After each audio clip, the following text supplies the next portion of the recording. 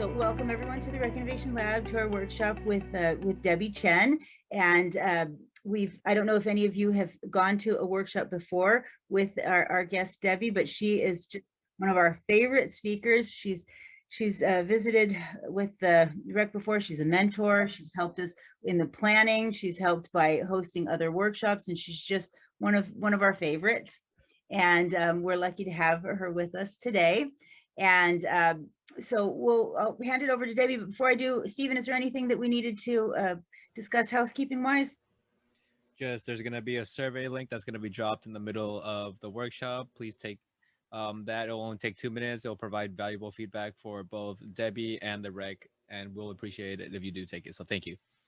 Thanks, and you can look for those in the chat. And just a reminder to everyone, if you do have any questions that you do, please, you can either put them in the chat or you can just ask, right, Debbie? Is it, you don't mind if people just jump right in and ask questions? Yeah, maybe. So I was planning on leaving a few minutes at the end to answer any questions, but also if you're afraid you're going to forget a question as I'm speaking, feel free to just type it in the chat. And hopefully either I'll see it, or if I don't see it, we can get back to it. Perfect. Okay. Well, then with that, I think we're ready to go. I will hand it over to you. And then one last thing I just thought of, just a reminder to everyone, if you do keep your microphones muted and your cameras off during the main portion of the workshop, and at the end we can turn them back on. So cool. That's it. Take it away, Debbie. All right. Thank you, Tanya. The videos were so amazing and inspiring, and I'm so excited about the new space. So I can't wait to visit. It's all really exciting stuff. Okay, so I am presenting about a female entrepreneur's journey. It's a slightly different title than what was advertised. But the idea is really the integration of the whole self, and it's only called female. I know there's a lot of men in this room as well. The only reason why it's called female is because this is my experience. So a lot of it actually is very applicable to anybody, and especially founders of color, and sort of underrepresented founders as well. So that's usually, you know, what I speak upon. So just a little caveat. So no cutting out, you know, of the male experience, but I'm just talking from my personal experience here. So. Oh, and Debbie, I just realized, are you okay with us recording this? Normally we don't record our lectures together. Yeah, I think that's okay. I think that's fine. Yeah. Okay. All right, well, thanks. Then we'll have this recording then. Okay, great. Yeah, so people that have seen my workshops, I always start off with this slide. There's a lot of work being done on equity and equality and what the difference is, and you know, lots of people doing good work. This cartoon came out, I don't know how, maybe a couple years ago, showing the difference, and that's actually really great. However, we realized that we don't actually want to use this image anymore because the people are on the outside of the stadium, right? We want to be on the inside. We are playing the game, and we want to be active and building the ecosystem. So this is just a little like mention of there's a lot of work that's being done on these types of issues, and yet, you know, we're still evolving and moving forward. So just a little note on that. And then on the right, it's just another cartoon showing, you know, somebody saying, well, what's the matter? It's the same distance that we're running, right? And there's all these sort of pitfalls and this woman of color and barbed wire and, you know, alligators and stuff like that in her path. And it's just to show that, you know, people that don't understand your experience may not see the challenges ahead of you. And it is a different experience for everyone. And this is really why I always champion like understanding your why, yourself, and why you're doing this, right? Because it is a difficult challenge. So here's a really great example, right? So this is June 15th, 2021, right? Celebrating diverse leaders, right? This is great. There's diversity in race. However, there is not a single female, right? And so it's all of these things that are they're trying, right? And yet they're a couple steps behind of what we really want to strive for. Is this real, Debbie? This is real. Yeah, this is real. So, you know, the research shows that companies with female founders are actually performing better than all male founding teams. And this is from, I think, Founders, I forget, Founders First, from their portfolio companies. And a Harvard Business Review showed that this is 2020. So this is not dated information, that women-led startups only received about 2.3% of VC funding. And of course, with the pandemic happening, you know, there is a big sort of challenge for working mothers. And so this was a survey that was done by McKinsey, showing basically, you know, around 45% of Asian women and about 35% of Black women are considering leaving the workforce, right? So this is we made a big step forward, and then the pandemic really was difficult for a lot of working moms, and then yet a lot of the females are outperforming, right? So it's like, how do we support ourselves? How do we go out there and continue to do what we want to do, achieve our dreams, impact our communities, but really be conscious of the challenges ahead?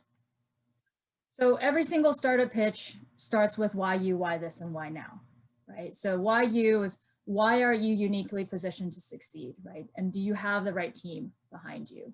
Why this is, what is this problem that you're trying to solve, right? And how much money are you going to make? Because this is a business, right? And then of course, what is your solution? And then why now? It's about timing.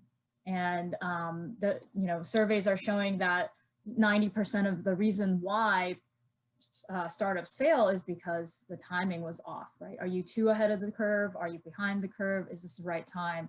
Does this problem need to be solved right now? Is it a painkiller or simply a vitamin, right?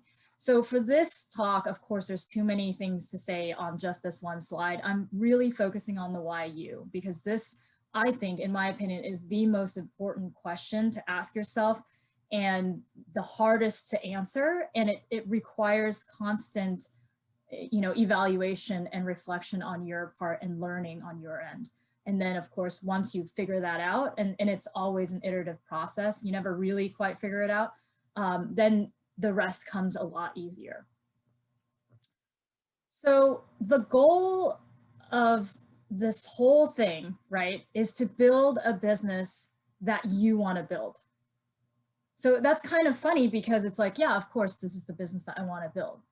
But how many times do you feel like there's other voices, right? Oh, maybe your parents want you to do something. Maybe your partner wants you to do something. Maybe an old boss told you that you couldn't do something and therefore you're going to do that just despite them, right? But really getting down to the point of what does success mean to you is really important, right? Part of my success was to be able to pick up my kids from school. It's literally that simple, right? Like, school gets out at 2 or 3 in the afternoon. What kind of 9 to 5 will allow me to go pick up my kids, right? I mean, of course, lots of people have 9 to 5s and figure it out and are able to do that. But this is what my job is able to offer me, right? And that is part of what I call success in my life. Of course, there's all the business successes, but what is it personally? What does it mean to you? This takes a long time to figure out, of course. So I'll leave that for reflection after this workshop. So as an example, I'll tell you about how I worked through my background. So, your unique background actually gives you a unique problem-solving skill set, right? A lot of times we see ourselves as, oh, well, I'm an immigrant, or I'm not rich, or whatever the reason, I don't have a engineering degree, right? You see that as a negative, but I'm here to tell you that actually whatever it is that your experience was growing up, any traumas, moving, anything that has to do with, your childhood, your parents, anything that you've experienced and learned till this day gives you your strengths. If you can figure that out, that is what you're going to give this world. And that is why you're going to succeed at what you're doing. All right. And that involves a little bit more digging. So on the surface, if you Google me, I'm a scientist by training. And I had 0 business experience before I started my company. Right. And when I was about 33, very late in life, to start off in kickboxing, I started kickboxing. This is really strange. A lot of people find this really strange, right? And why am I fighting? And I'm not just in the gym, hitting the bag. I actually started competing in amateur fights, which is very strange to be a mom. And I never did any martial arts when I was little, right? So why am I fighting? What is this thing? Like, it was kind of like a quarter midlife crisis. So I dug a little deeper, right? And so I realized that as a child, I never really learned how to stand up for myself. And that caused a lot of problems, as an adult. I was very conflict averse, which made me not be able to stand up for myself in my career, to my supervisors, even to my peers. I would get super nervous and start sweating, even if somebody else over there is having an argument. So I realized this was not doing me any good, right? And okay, great. What does that have to do with your startup? So then you dig a little bit deeper, right? So for me, when I'm fighting, when I'm doing all of these things that are really, really hard, I'm fighting for that little girl that could not stand up for herself, right? I never learned how to do that. And for me, it really is about human potential, empathy, right? And then it ends up being team building, relationship building. And I realized that now in my capacity running my startup, this is my dream. This is my strengths. I'm really good at this, right? And so going from a kid that never, could stand up to anything, to now, okay, this is now my strength. This is the mind shift, right, that we have to make, is that now, hey, these are my strengths, right? So my question for you, and you can continue to think about this, is what is your story, right? Okay, great. What is the story on the surface? Dig a little deeper, and then a little deeper, right? Really understand what that is, and then see what you're doing well now because of the things that happened to you before, right? And this is what drives you, right? Now I'm like, yeah, I don't want anybody else to feel like that nobody's fighting for them, right? I don't want to hire people and have them think that I don't care about them, right? So now I love my team, right? The people that work with me. I love building these relationships and my partnerships with my company, right? It extends from just yourself, your employees, all throughout the ecosystem. And these are your strengths.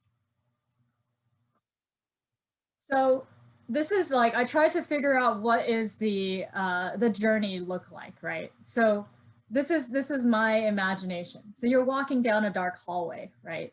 So you're like, I want to go here this way, but it's dark. I have no idea where I'm going. I have this little flashlight. I kind of have a faint idea, right? This is your idea stage company. And pretty soon you're like, well, there's a lot of ways that I could go to get to different places, and I don't even really know where I want to go with this thing, right? So what is the end goal, right? And then there's like a million different paths to get there. You could go this way, maybe some nice mountains, or I don't know if there's mountains, hills, or maybe you wanted to get to the beach, right? So maybe this could be one product versus the other, or one market versus the other. You don't know, right? And then what happens? Doors start closing, right? You're like, oh, this opportunity, oh, didn't get this grant. Oh, I wanted to partner with this company. Well, you know, they didn't want to partner with me, right? And then you have some mentors that have made it already. They've made their millions and they're sitting on the beach and they're like, come to this beach. This is the way to go, right? And yeah, actually, maybe that's a great way to go, right? But maybe you actually wanted to go to the hills, right? And so all of these doors start closing and you start feeling sad and a little depressed and you're like, what am I doing wrong? And maybe this is not for me, right? But guess what? All of these doors closing gives you the path that you're supposed to be going on, right? So I used to be very like, oh man, I failed at this and I didn't get that grant or I didn't get this opportunity and oh no, you know, I didn't win that pitch competition. And all of that is just the universe guiding you towards the right opportunity for you. Maybe you weren't ready then, right? Maybe you needed more practice, or maybe this really wasn't the right partner, right? And I found that if you just let that happen, there's this process and this marinating time, and you keep going, pretty soon you start seeing like, oh yeah, this is the path I'm supposed to take. And this is actually much easier than what I was trying to do before. And then you try to find the lights. I know it's starting to get complicated, but it is a complicated journey. But you start finding the lights, right? The lights in between where it kind of shows you the different parts of the path. And these are your mentors, you know, these are your peers, these are the founders that are a couple steps ahead of you. All right, so look for those lights that light up the path for you ahead of your path. So that was super complicated. Takeaways.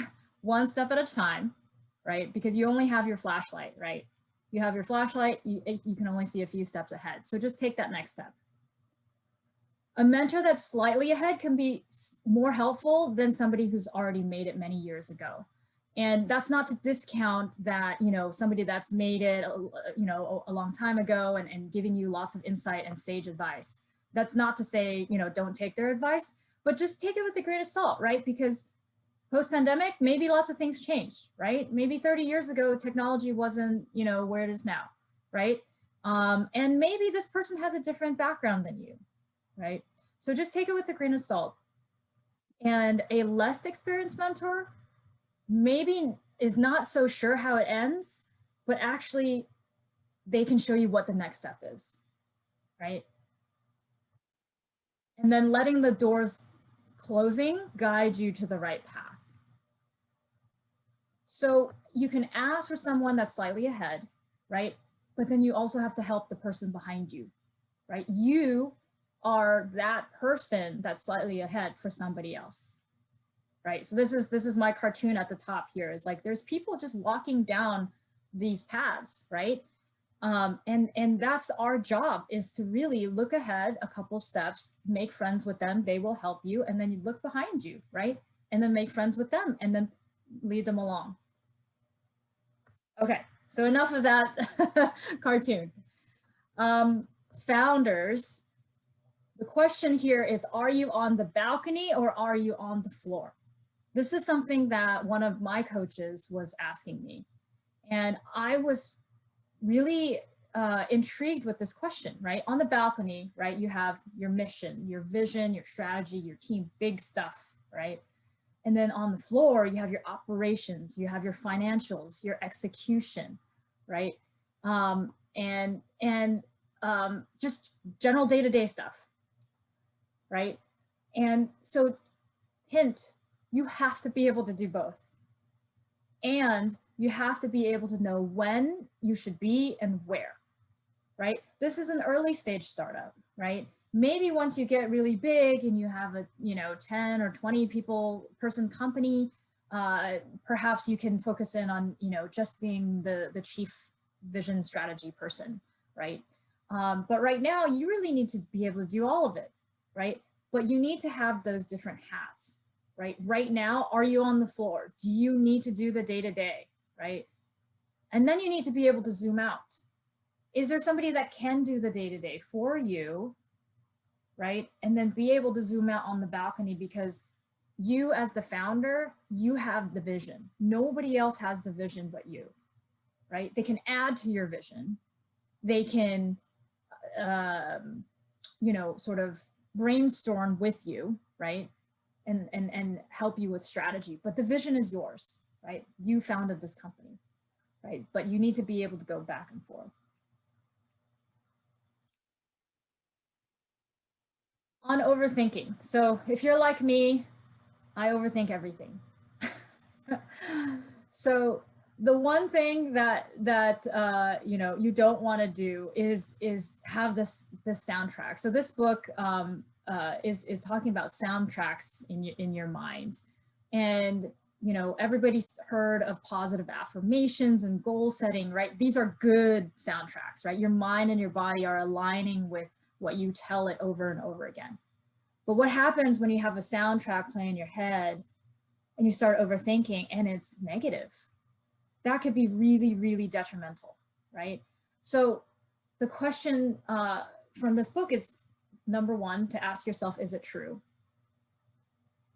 Is it true? What you're saying to yourself, is it true? A lot of times you say to yourself, well, I'm not good enough. Is that true? No, of course not, right? Or, you know, I made a mistake. Is that true? Sure, you can make a mistake, right? Does it help, right? Whatever it is that you're thinking, does it help? Well, I'm not good enough. I shouldn't be doing this anymore. Does it help you in this current situation? Not really, right? It just makes you sad and a little depressed. Is it kind to yourself? Well, thinking that you're not good enough and you're not worthy or whatever it is that you're telling yourself, of course it's not kind to yourself, right?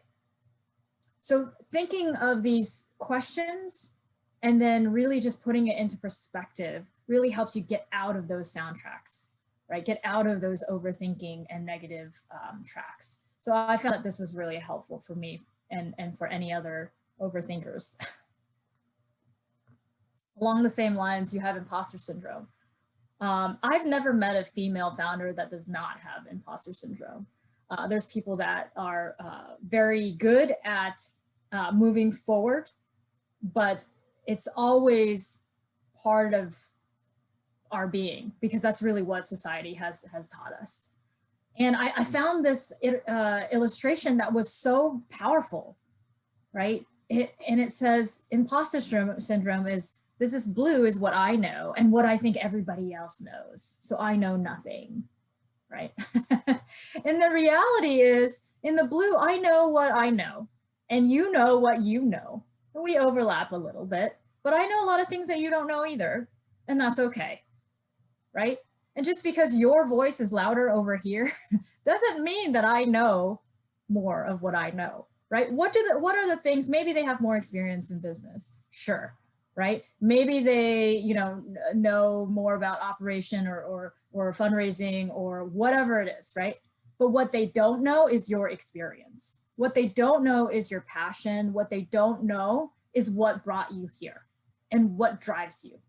And that is so important. That is so important to the success of your business. They really don't know, right? So trust your experience and don't discount that, right? Because that's your drive. That's why you're doing this, right? And your experience might be different, but it's not necessarily less.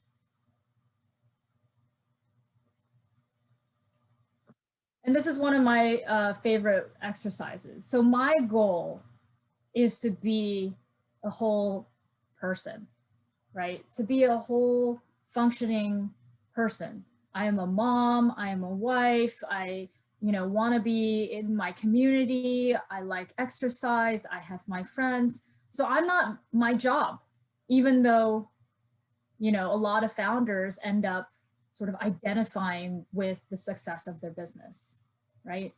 So what I found is that every once in a while, maybe every quarter or something like that, I check in with myself with this life wheel. This is not my life wheel. I just, took it off of the internet. But you can do something similar, right? Spiritual, business, career, finance, health, social, family, romance, recreation, parenting, personal growth. You can switch these up, If you don't have kids, you can do something else, or dog or cat parenting. And if you don't want to do all of these things, you can remove them. Whatever it is, this is for you only, for your eyes only. And what you will be able to see is you rate yourself from 0 to 10. 10 being you're kicking ass, right? And 0 being you really aren't doing much. So for this person, they maybe are not spending as much time with their family, right? And maybe they're having a little too much fun, right? But this is important, right? Having fun is important as well, right? So you don't want the fun to be 0 either, because you're going to be, burnt out, right? And so every, revisit, this will change, right? Because there's seasons in your life. Sometimes you'll want to do more spiritual and personal growth. Maybe other times you don't, and you're focusing on your business. That's okay, right? But understanding where you're at various different seasons of your life is important, right? And then you can sort of bring that to mind. You know what? I need to focus on my finance and wealth, right? You know what? I've really not been to the gym very much this past pandemic year, right? So I suggest that you take this and use it regularly. Obviously, day to day, you don't need to do it every day, but just check in with yourself. And lastly, just a couple thoughts of making it happen. So this image, if you know me, you've seen this image. This is me winning my fight inside a ring. This was 2 years ago. And I never in my entire life thought that I would be inside a ring with somebody in front of me trying to punch me in the face, and I'm trying to punch her in the face, and I win this fight, right? Like, never in my life did I think that would happen, and it did, right? So there's things that you can do to make your dreams come true. And I use all of these lessons that I've learned in fighting in my entrepreneurial journey as well. So, of course, you've heard of burnout.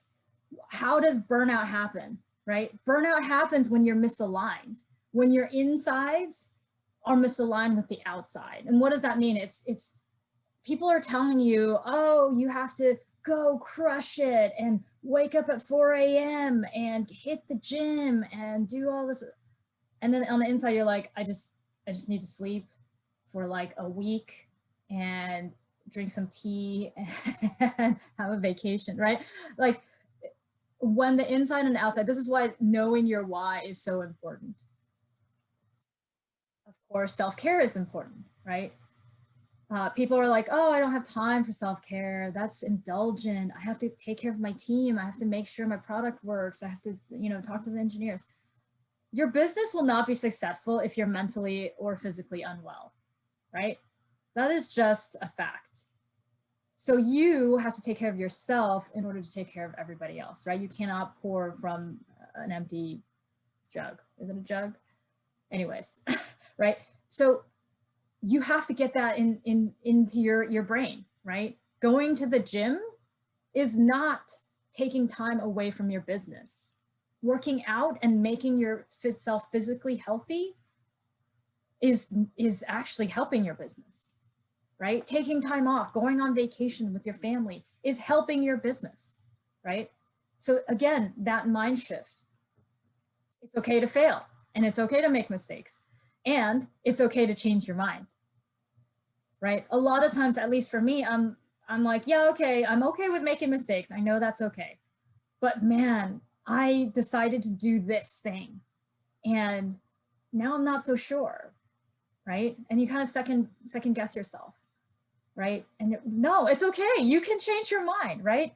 Your decisions are based on the best of your ability with the information that you have. If you have more information or better information that you've learned, change your mind. And in fact, your vendors and your partners and your employees will love you for that, right? The worst thing ever is to have somebody that makes a decision, and no matter what kind of new information they have, they're like, nope, already decided, right? That's like the worst type of leader. And you are not your job, You are not your job. Did I say that? How many times? You are not your job. Don't take it so seriously, right?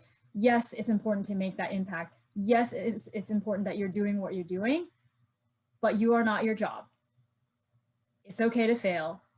If you do, you will survive and you will do something cooler, better, and you know, something improved next time. You know why? Because you've learned. All of these lessons are for your personal journey, right? So don't take it so seriously. If you didn't get that opportunity, if you didn't get that grant, these are doors closing, right? That's fine. You can continue moving forward. And be grateful, right? People are saying like, oh yeah, gratitude, that's great, you know, but for real, you're making your dreams happen like every single day. You're creating jobs for people. You're helping people. You're saving lives sometimes, right? Like, how amazing is that? What kind of job can give you that, right? So every day, wake up, you're like, this is, oh my gosh, I cannot believe this is my dream job. I work for myself. This is amazing, right? I'm in charge of my own schedule. I can go to the gym. I could do this and no one's gonna, you know, be mad at me if I don't clock in, you know, at a certain time, right? And the last thing is really my ask of you is to be more visible, right? The startup world needs to see more of you. The startup world needs to see you and all of your challenges, right? And see that you are still at it with a positive attitude and you're still helping people. And yes, you can make mistakes, and yes, you can fail. And yes, you can still be a good person, right? It's not the end of the world, right? And you're gonna be okay, right? Find the people, find this community, this Rec Lab community and beyond. We're all here to help you, right? Don't be afraid to ask questions, ask for help. People love to help, especially in San Diego. It's like such a helpful entrepreneurial ecosystem, right? And the worst thing that people can say is no. So what? Right? Still ask, right? This doesn't take away from anything, right? So be visible, do your content, have some fun, right? And I'm so excited to see what you guys are doing and keeping tabs on you and all the cohorts before you. I'm just so excited, you know, to be part of this this group. So I'm gonna stop there. I actually don't know how much time I have. You were good. That was perfect. Okay. You're at about 40 minutes, and we have now plenty of time, 10 or so minutes for questions. If anybody has any questions, and that was really inspirational for me. I don't know if anybody else felt the same way, and I needed to hear that. You know, I've been teaching entrepreneurship for over a decade, and I know these things, but it's nice to hear other people say them, you know, to remind ourselves of these things. And I love it. And I don't know if anybody else was feeling like they needed this right about now, but and I share your excitement about watching all of these amazing entrepreneurs start these companies and change the world. So questions from the audience, thoughts, questions? Yeah, I'm scrolling through some of these comments, but I don't see any questions. So if anybody wants to ask questions, happy to. I have a question. Sure. Can you give us more information about your startup? Oh, Yeah, sure. Yeah, that's funny. I didn't really talk about Hydrostasis. So my my company is called Hydrostasis. We are developing hydration monitoring technologies, and we are actually a consumer health tech product. We actually started off in the elite athlete, you know, realm, and of course, COVID, you know, pretty much put a kibosh on that. And so then we pivoted to look at older adults. Of course, COVID brought the wellness of older adults to light. And then we started looking at using our hydration technologies in the clinic. So really, it's like this whole journey of how do we better how do we give actionable and personalized information regarding hydration? And how do we basically make that a standard of care, right? Whether you're a elite athlete, or if you're at a, you know, in a dialysis clinic, right? There really is not a actionable preventive information regarding your hydration at any point. And so that really is my big vision, is that, you know, just like the pulse oximeter that goes on your finger, you can also know how well hydrated you are on a personal level, because everybody is different. Everybody's needs are different. And if you are dealing with any sort of chronic diseases like diabetes or congestive heart failure, your needs are very different. And how do we give people information that you can just better hydrate at home, right? It's so simple. It's sort of like the you know, water is life. And if we can just better hydrate people at home, perhaps we can actually prevent a lot of sort of downstream impacts. Every time you talk about your business, I grab a bottle of water and I start realizing that I'm maybe not as hydrated as I should be. Right, exactly. Right, it's so simple, right? But you just don't have the information. And so, you know, that's what we're trying to do, is create that technology. And will it be something that we can actually maybe afford at home, something that regular people could use? Yeah, so for the consumer world, we're actually partnering with existing devices, existing smartwatches. And so the idea is to be able to enable the existing smartwatches like Fitbit or Garmin, et cetera. So hopefully in the near future, you'll be able to buy one from them and then have our technology inside. Nice, nice, wonderful. Great, so I see a couple more questions in the chat. Let's see here. So if you could do it all over again, what would you do now differently at the start from the lessons that you've learned? Yeah, that's always an interesting question, right? Because, you know, it's kind of like you are what the lessons that you learn. So I almost don't want to like take it back because, you know, those are the hard lessons that I've learned. What would I do different? I'm not sure. I think if I were to do it over again, yeah, I'm not sure if I would do that much different. Maybe finding a partnership earlier on that might have helped me. But yeah, I don't know. Like that's always a hard question. Is you know, I am here today because of the challenges that I've gone through, right? So I really wouldn't take it back. Yeah.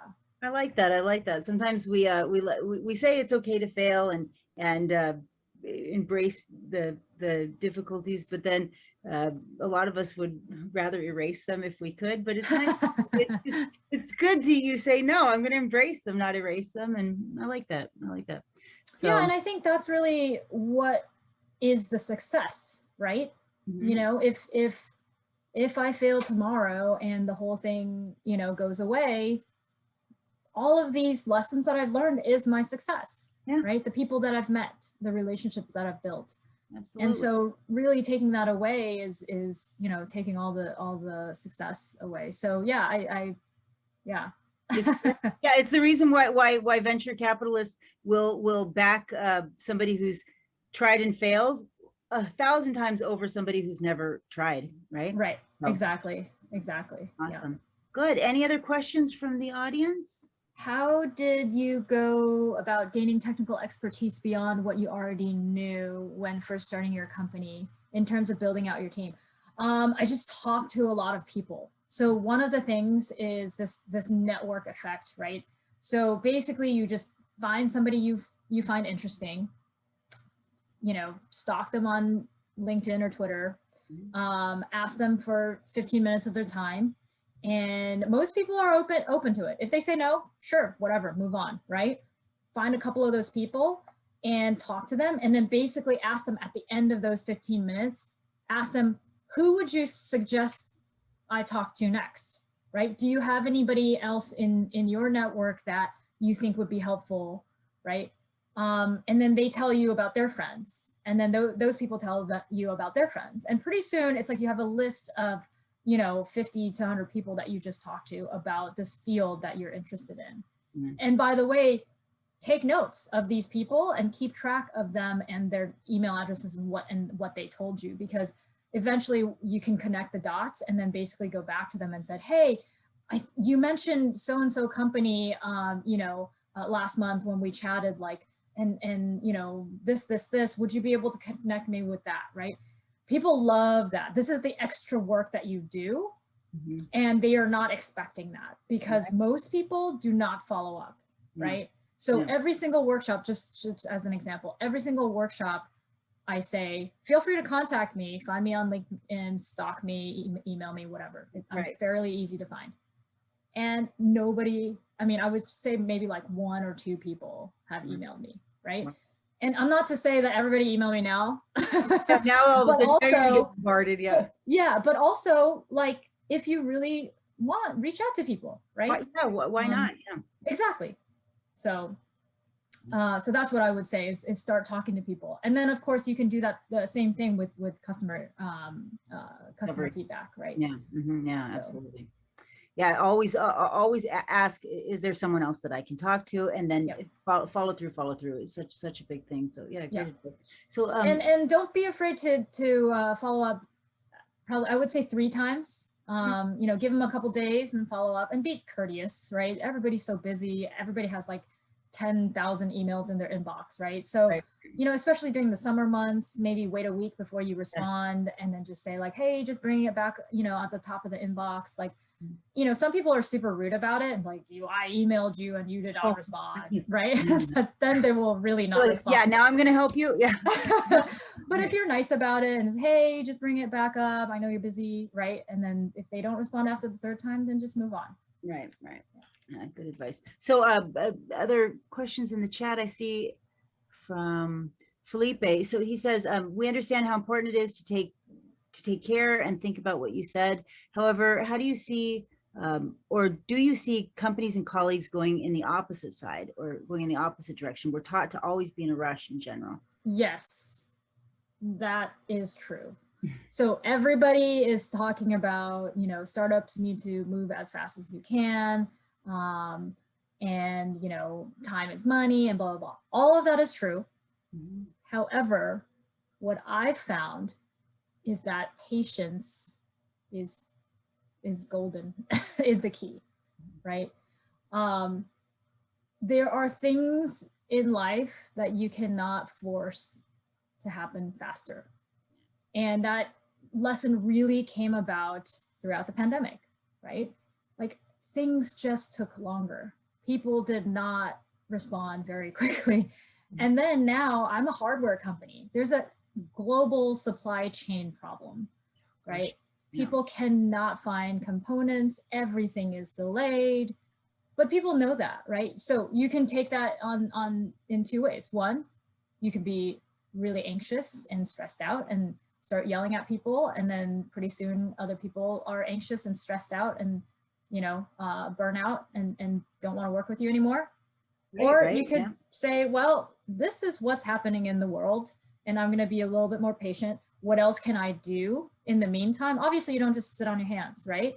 Like, what else can I do in the meantime? Is there other parts of the business I can do, like, without all of this stuff, right? Can I work on this other stuff? And literally, if there's nothing else you can do and everything is contingent on this blocker, you can work on yourself, right? Like, read those business books that you have piled up that you haven't read, right? Everybody has more books on the bookshelf than they have read. There's no way, when you see all those books behind you on Zoom, no way that everybody's read those books, right? So go ahead, take that time, read those books, right? Learn about yourself, really dig into your why, right? All of these things take time. And so yeah, like a laundry list of things that you can do. Take a vacation, Yeah, right? Right. That might be good for you and the business, and it's okay to do, right? So, you know, I am on, and perhaps, you know, people might disagree with me. So, but if you're going to ask me, I have learned to be much, much more patient. And I found that if you are patient with your employees, with your vendors, with your partners, with yourself, that everything works out better in the end. Because nobody wants to be late, right? Nobody wants to be that person that's a slacker and you know, delayed all the time, you know, especially in business. Everybody's like, yeah, I want to be, you know, on top of it, blah, blah, blah. And if they are delayed, there's probably a reason, right? And you can be very kind in your communication, right? And of course, if it happens a lot and you realize that this person's not actually trying, then yeah, you can move on, right? But I feel like most people are trying their best. And if you kind of had that mentality, they appreciate that. Yeah, I know I do. And I always, I encourage my students and the staff never to use the words "I'm waiting for," right? I'm waiting for somebody to do something. I'm waiting for, but in reality, sometimes we are waiting on other people to get the next step done. But there are other things that we can do. There are other things that we should do. And I know personally, I could use a little vacation. I could read a book. I could do some other things. And all of us are in the same boat. Oh, and deleting emails would be something that we could maybe go through. So, yeah, you could you know, attack the inbox. You know, there's lots of things that you could do. But yeah, I think that this whole sort of grow as fast as you can is sort of like a VC falsity, right? Like VCs want to throw some money at you and then they want you to hire a bunch of people. And then all of a sudden it's like, well, I didn't actually want to hire that many people, you know, and you hear of these, you know, examples where a company grew too fast, right? And that's why they failed, because one, they couldn't plan for all of these people, you know, onboarding, and they didn't hire the right people. Right? Like if you're hiring 50 people in 1 week, like how are you supposed to get to know these people, right? And so, you know, of course, the companies do that successfully and they have done so, but it's difficult. It's really difficult. This is where you see a lot of failures in the growth stage. I mean, growth is not something that you should just blindly maximize. It definitely is something that should be managed and carefully and pragmatically. So yeah, good advice there. So I think we're pretty much out of time. What would you like to leave us with, Debbie? What would you like to leave and the note? I would just love to, you know, leave you guys with that you have everything that you need to start, right? And you guys are already here, so that's already like a huge step forward. And you already have a community, right? So just do it. Take that next step. Continue to do your work. Ask all of the questions, right? Don't be afraid to ask questions.